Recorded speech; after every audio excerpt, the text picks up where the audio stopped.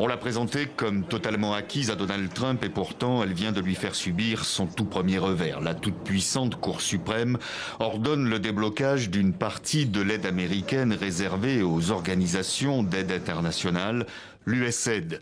Près de 2 milliards de dollars gelés par décret par le locataire de la Maison-Blanche le jour même de son investiture, plongeant dans l'incertitude des millions de bénéficiaires à travers le monde.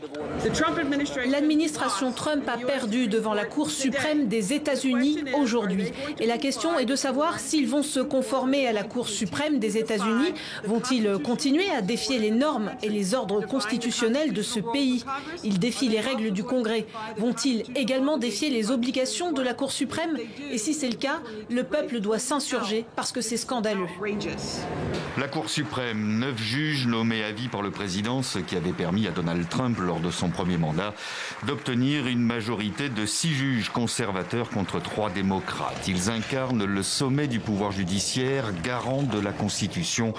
Leurs jugements sont sans appel. Cette décision sur l'aide internationale a été prise certes à une courte majorité, 5 voix contre 4, mais elle inclut le président de la Cour, lui-même conservateur. Les républicains fulminent.